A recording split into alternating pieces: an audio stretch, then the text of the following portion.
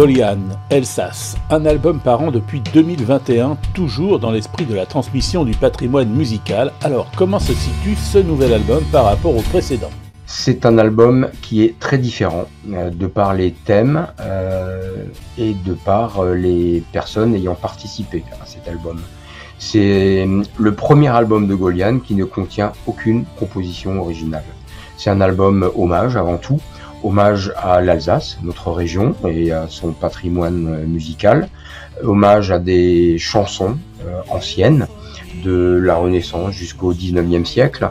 Certaines sont très très connues, essentiellement par chez nous, et c'est un album aussi hommage à des artistes, des musiciens, des chanteurs, des conteurs, mais aussi illustrateurs, qui sont comme nous engagés en faveur de la culture alsacienne et avec lesquels on avait envie de faire un disque. 11 titres, du Moyen-Âge à 1850, comment s'est fait le choix des titres ? L'idée, c'était de récolter des chansons qui dataient du Moyen-Âge à la fin du 19e siècle, au début 20e siècle quand même, jusque-là. L'idée, c'était aussi d'avoir des chansons, on va dire, assez celtiques. Donc on avait un ouvrage de référence, il est en existence, c'est Jean Dentinger qui à l'époque avait fait un livre sur tous les traditionnels alsaciens qui existaient depuis le Moyen-Âge. Donc c'était très intéressant, puis après on a choisi des titres aussi en fonction de choses qu'on connaissait, de choses qu'on avait trouvées. Il existait déjà des disques avec certaines versions assez intéressantes de chansons dans cette orientation-là, et donc du coup on a choisi les traditionnels qui nous paraissaient judicieux pour être dans la verve Golian. Des titres traditionnels connus un peu, beaucoup ou peu ? Eh ben, il y a des titres qui sont très connus, même dans le monde entier. Il y a Hilfe Himmel, qui est la fameuse courante alsacienne qui jouait dans le monde entier. Voilà, que nous on joue sur chacun de nos albums. Donc là, c'était de toute façon l'occasion d'en faire une version, alors plutôt en allemand, puisque c'est une version.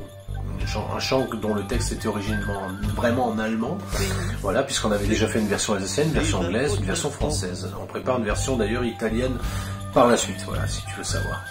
Et donc, il y a des chansons très très connues aussi ici en Alsace, comme Der Hans im Schnokelor, ce genre de choses-là, qui est vraiment le traditionnel par excellence. Il y a O du lieber Augustin, etc.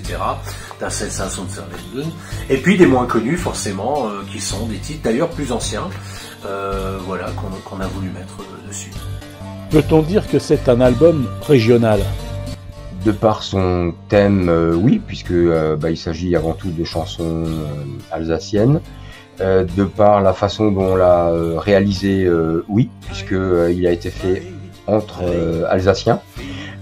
Par contre, nous visons un public beaucoup plus large, et le public des chansons que nous reprenons est déjà large en lui-même, puisque par exemple le titre Hilfe Himmel est une chanson de la Renaissance qui est à l'origine une danse qui est dansée et connue dans le monde entier comme étant la courante alsacienne.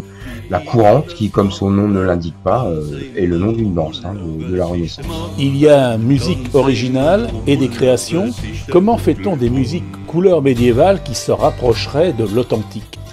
Alors, original et création, pas vraiment, puisqu'il s'agit d'un disque à 100% de reprises de chansons traditionnelles.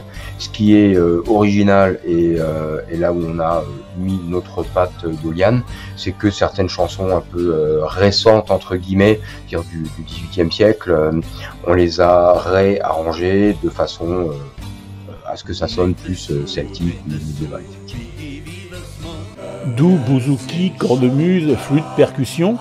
Y a-t-il une recherche instrumentale ? Alors nous on a créé un peu une polémique avec cet album, c'est-à-dire qu'on s'est fait un petit peu taper dessus par les puristes parce qu'on a parlé de déteutonisation de la musique alsacienne. Alors je tiens à préciser que nous on cherche pas à détruire la musique alsacienne qui existe, on voulait juste préciser que la musique alsacienne, comme beaucoup de gens la connaissent, c'est ce qu'on appelle la Blasmusik avec un apport des pays de l'Est du 18e et du 19e siècle.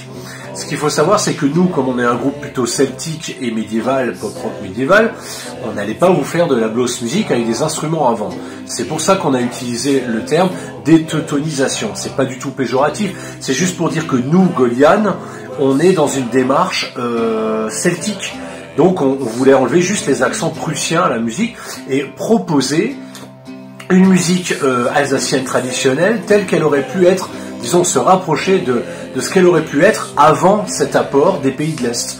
On n'a jamais rien prétendu d'autre, donc voilà, si je dois dissiper un malentendu, c'est celui-là. Certains titres ont-ils déjà été joués ailleurs qu'en Alsace ou en Allemagne? Ben, très certainement que oui. Je vous ai parlé tout à l'heure de Hilfe Himmel, la courante alsacienne, qui est jouée dans le monde entier. Alors ça, c'est peut-être plus de nos jours, hein. Peut-être qu'à la Renaissance, voilà, on connaissait pas encore cette danse en Amérique. Par contre, il est certain que nos ancêtres, à nous, les ménestrels, ils voyageaient pas mal. Et on peut imaginer qu'effectivement, certaines chansons traditionnelles alsaciennes étaient chantées à la cour des rois de France, dans certains petits royaumes d'Italie, en Angleterre, pourquoi pas. Culture alsacienne, que pouvez-vous dire là-dessus? Musique, texte?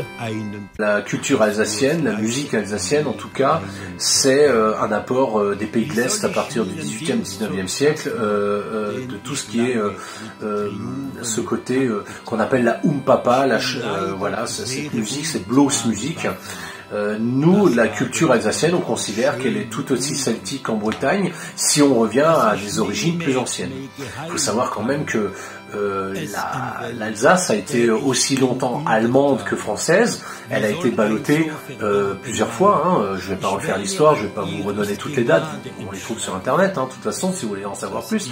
Mais ce que je veux dire par là, ce qui est assez important, c'est de se dire que cette musique alsacienne, elle a évolué. Et nous, on avait tendance à vouloir revenir avec, au même titre, que la musique celtique, puisqu'elle a été, à un moment donné, vraiment celtique. Il y a eu, en Allemagne, à l'époque, les troubadours, donc en Alsace aussi, quand on a été allemand, les Minnesänger. Et nous, on a été, avant d'être des trouvères, des troubadours, nous, on était plutôt des Minnesänger. Elsace, une scène en octobre pour une unique fois? Vous croyez pas si bien dire, on l'a joué qu'une seule fois.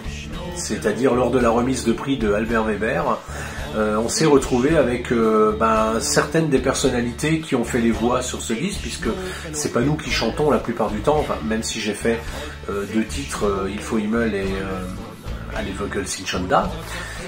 Il y a en effet Roland Engel, Dédé Flick, Gérard Lézère, Jean-Pierre Albrecht, et certaines de ces personnalités étaient présents lors de cette réception pour Albert Weber, et c'est à ce moment-là que nous avons tous chanté ensemble certains de ces titres. Donc oui, en effet, Elsace, c'est un album de studio, c'est un concept alsacien. Nous, Golian, on n'est pas des chanteurs alsaciens et traditionnels alsaciens à la base. On a voulu faire ce projet parce qu'on est de la région et qu'on a beaucoup d'affection pour la musique alsacienne traditionnelle et qu'on voulait en offrir notre interprétation. Mais voilà, donc il faut se dire que Elsace, c'est d'abord un disque fait en studio. Et les représentations scéniques, s'il devait y en avoir d'autres, il faudrait monter ça de manière exceptionnelle avec un concept. Quelques mots sur les guests de l'album. Jean-Marc Albrecht, Roland Engel, Gérard Lézère, Dédé Flick, Sylvain Piron et Jean-Marc Offer.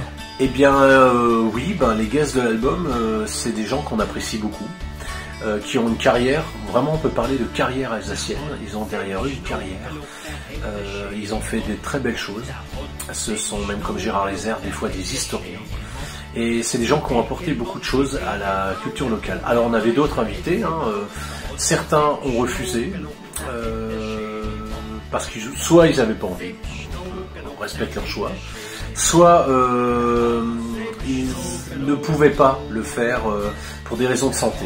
Disons-le, il y a une des personnes qui a décliné parce qu'il ne se sentait très âgé, ne se sentait plus vraiment apte à le faire bien. C'est ce qu'il nous a dit. Moi, je pense qu'il l'aurait fait très très bien quand même, mais bon, voilà, c'est son choix, c'est son respect.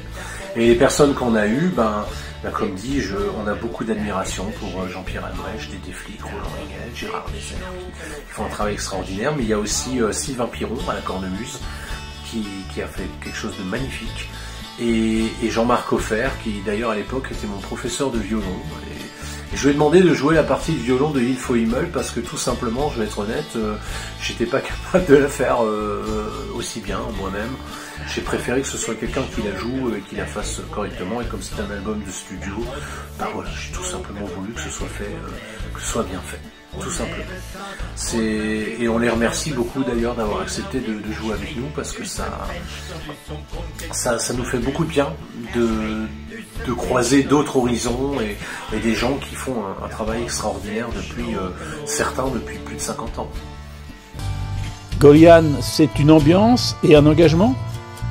Une ambiance, oui, bien sûr, c'est une ambiance festive, une ambiance de célébration des bons moments et de diffusion de notre patrimoine musical.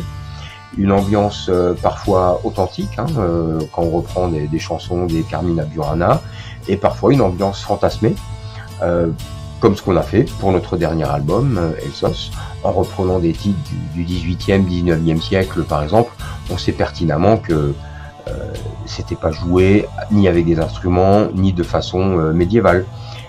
Nous, on l'a réinterprété avec notre ambiance à nous, justement. Et un engagement, certainement pas. Nous, on pense plutôt que l'engagement, c'est quelque chose qui mène à un rétrécissement du champ de vision, voire une perte de lucidité.